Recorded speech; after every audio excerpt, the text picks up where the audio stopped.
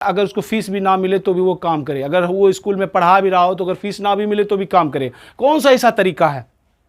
वो तरीका जो है, यानी कि आप जो है ना कि जब तक पैसिव इनकम जनरेट नहीं कीजिएगा आप वहाँ तक नहीं पहुँच पाइएगा। पहले तो आपको स्किल सीखना होगा जिससे आप अपने लक्ष्य तक पहुँचिएगा, और उसके बाद समय के महत्व को समझना होगा। हमने जो अपना समय जो है फालतू के कामों में, वीडियो गेम से लेके घंटों दोस्तों के साथ यानी कि घूमने फिरने में बर्बाद करते हैं, या घंटों सोते हैं। बचपन खेल में खोया, जवानी नींद भर सोया, बुढ़ापा देख के रोइए, हश्र ना हो जाए। इसीलिए आप समय का सही उपयोग पहले सीखना होगा। हमारे समय का वैल्यू क्या है?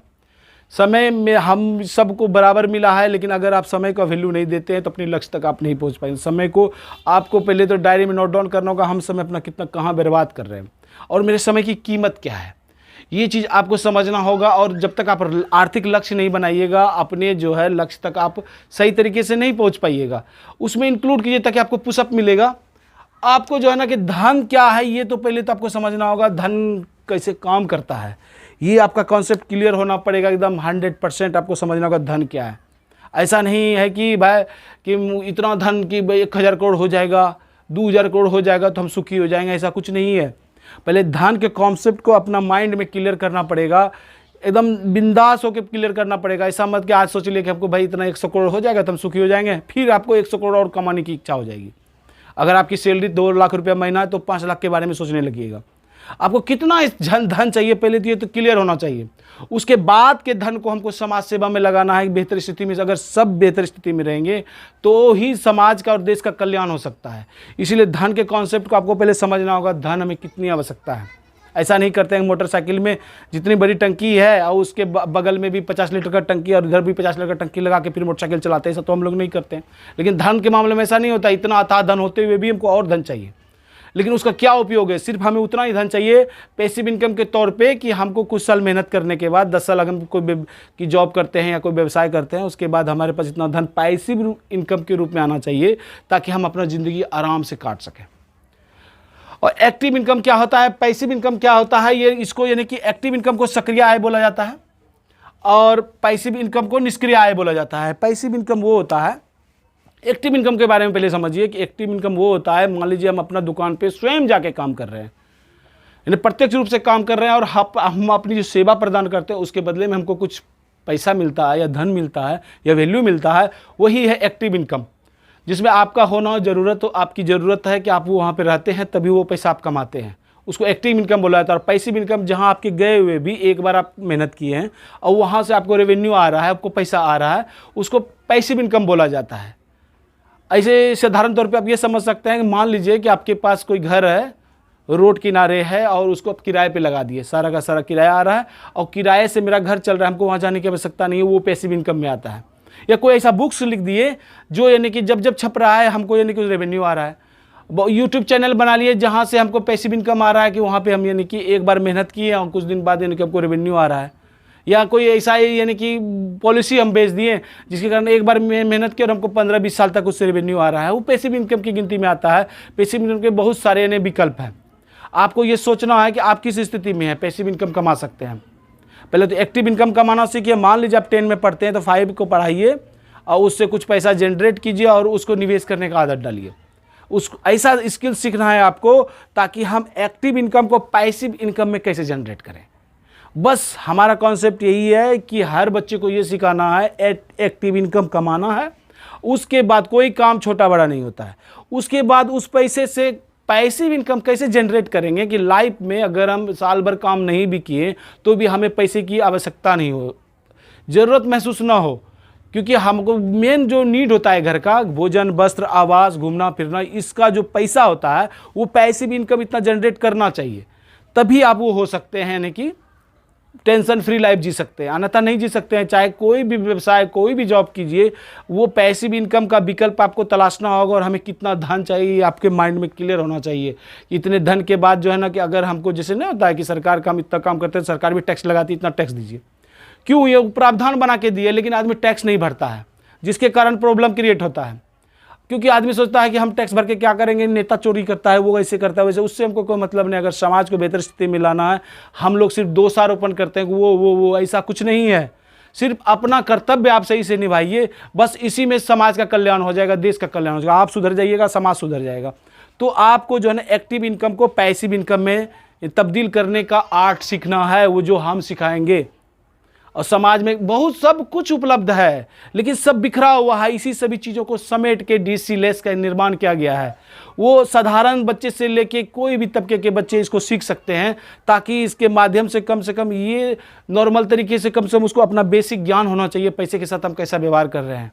उसको एसेट और लायबिलिटी को सिखाना है, तभी उसका जो है यानी कि कॉन्सेप्ट क्लियर होगा। पहले तो निष्क्रिय आय को कैसे बनाया सीखना होगा, बचत और निवेश करना सीखना होगा। अगर बचपन से ही बच्चा आत्मनिर्भर बनना चाहता है तो उसको बचत और निवेश शुरू से ही करना होगा।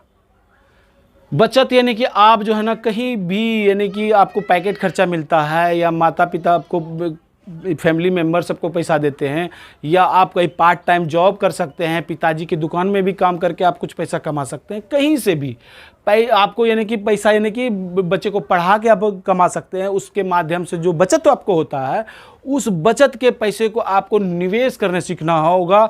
जो निवेश करना का बहुत सारे विकल्प हैं, जिसमें से जो है ना निवेश आप हमारे माध्यम से भी सीख के कर सकते हैं। इसीलिए ये सिर्फ हम लोग प्रवचन देने के लिए डीसी लेस का निर्माण नहीं किए हैं। हम बच्चों को जो है ना कि आत्मनिर्भर बनाने के लिए इस प्रोग्राम को बनाए हैं, कि उसको सारा कॉन्सेप्ट क्लियर होना चाहिए, जीवन के बारे में, धन के बारे में पूरा सही से नॉलेज होना चाहिए, एसेट लायबिलिटी, या क्या बुक्स पढ़ने हैं, क्या नहीं पढ़ना है, क्या सही या क्या गलत है, उसको पेश किया जाएगा, ताकि उस एक सिस्टम में ही उसको सब कुछ मिल जाए, ताकि वो ये यानी कि अपना जो भी पढ़ाई कर रहा है उसको आगे की ओर पढ़ाई कर सके, जो भी बनना चाहता है वो आगे बन सके। अन्यथा क्या होता है कि बचत नहीं करता है, सोचता है हम ग्रेजुएशन करेंगे तब इस विषय में सोचेंगे, फाइनेंस का नॉलेज बाद में लेंगे। इस चक्कर में क्या होता है कि जब वो 30 साल का होता है तो उसके बाद जॉब भी तो हो जाता है, वो सब कुछ प्राप्त कर लेता है, शादी भी हो जाती है, फिर उसके बाद जो है ना कि वो यानी रेट रेस में फंस जाता है। अब उसके बाद जो है उसके पास पैसिव इनकम का जरिया नहीं होता है, क्योंकि उसको एसेट लायबिलिटी पता नहीं होता है, जिसके वजह से भाई वो क्या सामान संपत्ति खरीद रहा है कि लायबिलिटी खरीद रहा है उसको पता ही नहीं है। आजकल के नौजवान सोचते हैं हमको उसके पास बाइक है तो मेरे पास भी बाइक होना चाहिए। हमारा कॉन्सेप्ट यही है कि अगर आपके पास बाइक आपको खरीदना है तो पहले उसको निवेश कीजिए उस पैसे को, और उससे जब वो यानी कि 2 गुना पैसा हो जाए तो उससे बाइक खरीद लीजिए। आपका पैसा भी पिताजी का सुरक्षित हो गया और वो ग्रो भी कर रहा है। तो ये बचपन से ही सीखना होगा। अगर हम स्वयं कमा के आत्मनिर्भर बन के हम कोई काम करते तो गर्व महसूस होगा हमें अपने आप पर कि हमने जो भी किया अपने से किया। पिताजी जो है वो यानी कि तो है ही, वो तो यानी कि आपका 100% सपोर्ट करेंगे। लेकिन आप अगर आत्मनिर्भर बनते हैं, अब लाखों खर्च करने के बाद भी अगर सही तरीके से, मेंटलिटी सबकी बराबर नहीं होती है। हो सकता है कि आप डॉक्टर बनने के फिराक में हो या कोई कुछ भी, लेकिन वहाँ ना बन पाए हो क्योंकि आप उतना योग्य ना हो। और इतना यानी कि ज़रूरी नहीं है कि सबको सरकारी नौकरी मिले या प्राइवेट बहुत बढ़िया जॉब मिले। तो इसीलिए यानी कि अगर कहीं भी कोई प्रॉब्लम होगा जीवन में, आप बन भी गए तो भी अगर आपको पैसा यानी कि मैनेज करना नहीं आता है तो आप फिर जो है ना उसी यानी कि तनाव में ज़िंदगी जिएगा, चाहे उसको, क्योंकि पता ही नहीं होगा। क्योंकि वो देखेगा अरे उतना धन, उसके पास इतना धन। ये धन का कॉन्सेप्ट उसको समझना होगा, धन क्या है, धन कैसे काम करता है। पहले धन के कॉन्सेप्ट को आप ये समझिए कि धनवान वो होता है जैसे मूलधन पे मिलने वाला ब्याज, और उसके ब्याज से जो ब्याज मिलता है उससे अगर मेरा घर चल रहा है, समझे क्या, वो तो समझिए हम धनवान हो गए। तो अब मान हम कमा रहे हैं, मेरे पिताजी कमा रहे हैं और मेरा बेटा कमा रहा है, उस पोते से के धन से अगर मेरा घर चल रहा है, बाकी पैसा तो रह गया, तो हमारा धन कभी खत्म होगा।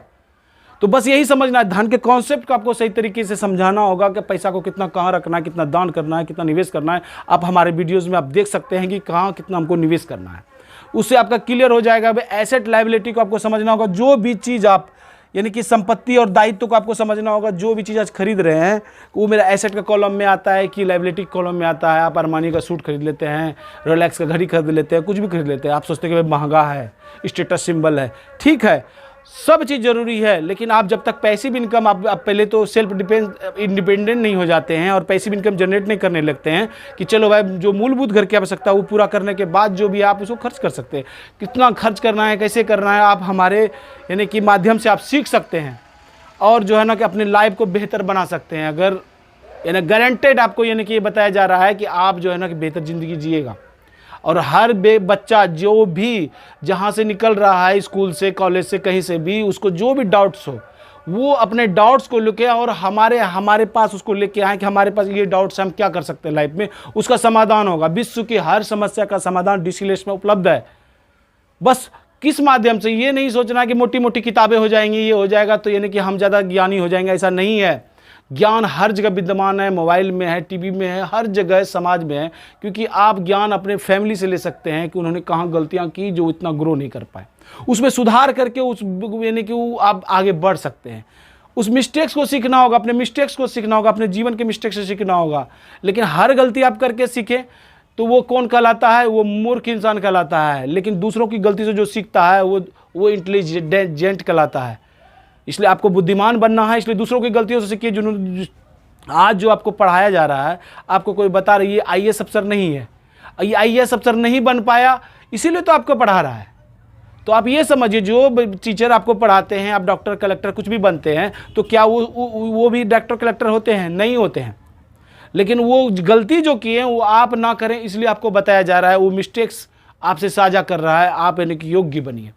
आप ये समझ सकते हैं, आप जो है ना कि आत्मनिर्भर बचपन से ही बनने के बारे में सोचना होगा। आप इतिहास उठा के देख लीजिए, बड़े बड़े महापुरुषों को देख लीजिए, वो बचपन से ही टैलेंटेड थे। उन्होंने समय को समझा, समय प्रबंधन को समझा, धन के प्रबंधन को समझा, सब कुछ समझने के बाद जो है ना आत्मनिर्भर बने। अब ये नहीं कि हम बड़ा होंगे तब कोई काम करेंगे या कुछ करेंगे, अभी हमको क्या ज़रूरत है, नहीं।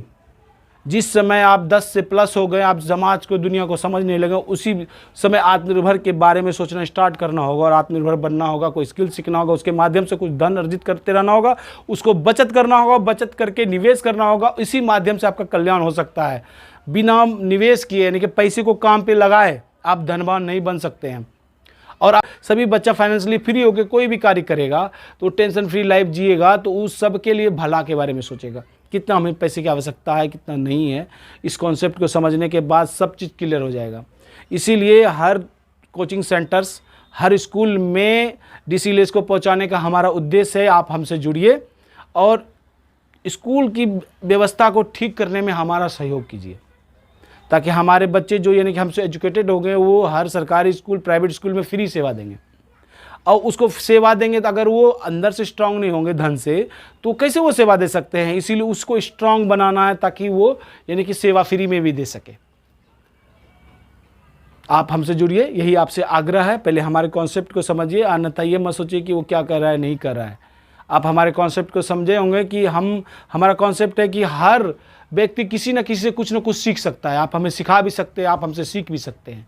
उसी प्रकार आप देखिए, मधुमक्खी में एक गुण होता है कि वो कभी करेले पे बैठता है, नीम पे बैठता है, किसी भी वस्तु पे बैठता है, लेकिन जब वो अपने छत्ते में वापस जाता है तो मिठास ग्रहण करके ले जाता है। उसी प्रकार आपको ये नहीं देखना है कि कौन कह रहा है, क्या कह रहा है, क्या सही, क्या गलत है, क्या अच्छाई कुछ हमें मिल सकती है, तो आप उसको ग्रहण कीजिए।